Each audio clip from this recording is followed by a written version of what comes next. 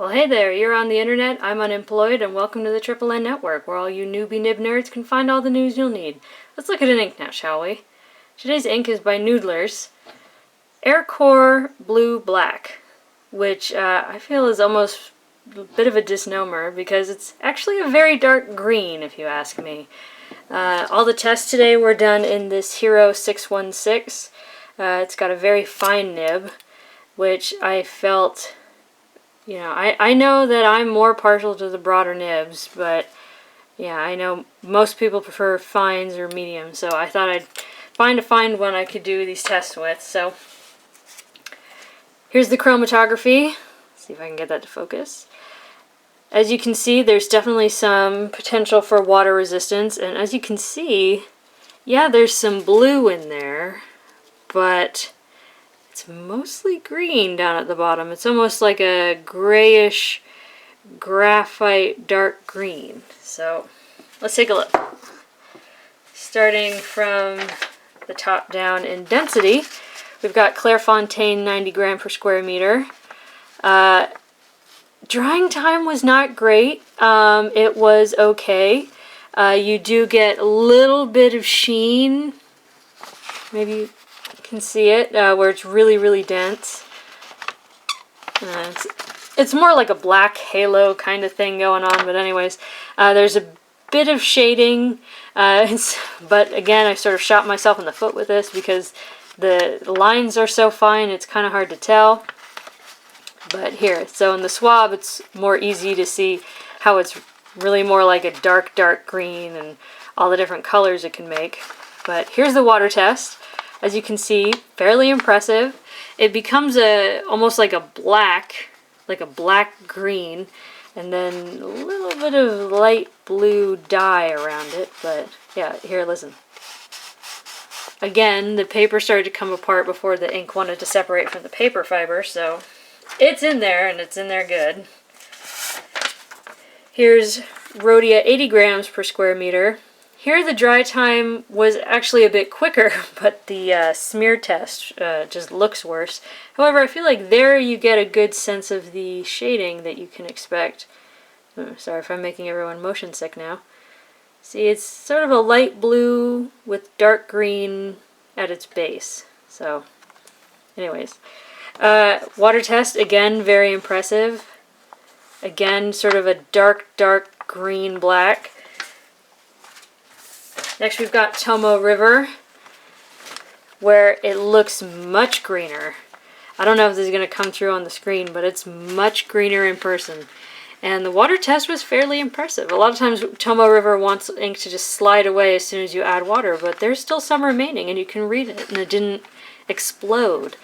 And dry time was right on line with the Clairefontaine, so right about the same. Again, kind of shot myself in the foot with that whole fine-tipped not being able to see the shading thing, but it's there, if you can believe me, and I hope you do, because you're watching this. Here's the 20-pound copy paper.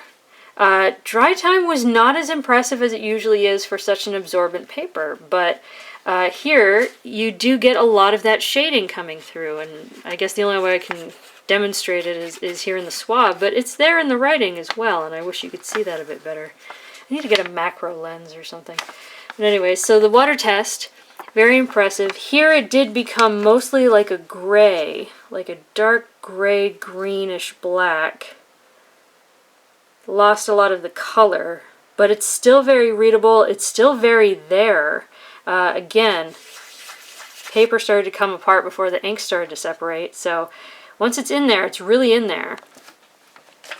Next is Mead Notebook Paper, which is standard for most kids who go to school in the United States. It's extremely thin, it's extremely cheap, it's very absorbent, it's very inexpensive because they apparently don't put much into it.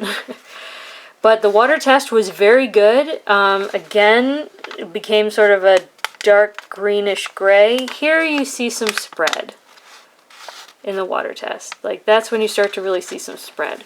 Here there wasn't much feathering though, and there wasn't much spread without the water, so it behaved fairly well. And look at that. I can't remember the last time I saw something like that, when there was this little bleed from a fountain pen ink on this paper.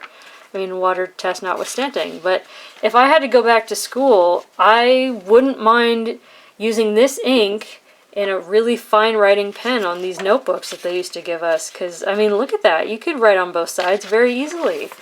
And, I mean, there's not much character to it, and it's kind of a flat color, but it's there.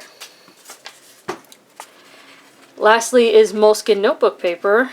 Again, the cheapest papers seem to have the weirdest water tests, but again, some of that light blue dye, kind of like we saw in the chromatography, starts to dye the paper nearby. But that base coat is still there. It's still very readable. It didn't expand a great deal. Lost some of the characteristic shading and all that, but it's still there. It's still a good ink.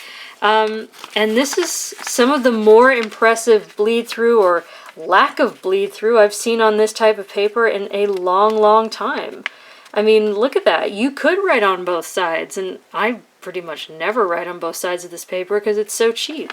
It's so, well, cheap in quality because it always bleeds through, but you could do it. With this ink and such a fine writing pen, you could do it.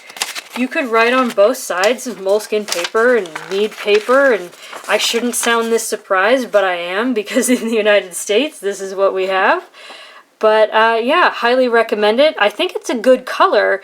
I don't think it's blue-black. I think it's sort of a green-black with some blue hints to it, but I like it. I like it enough to buy a whole bottle, like it enough to use it.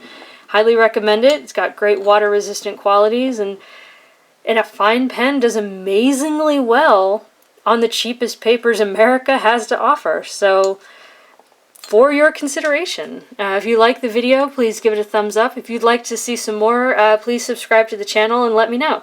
Thanks for watching, and have a good day from the Triple N Network. Bye.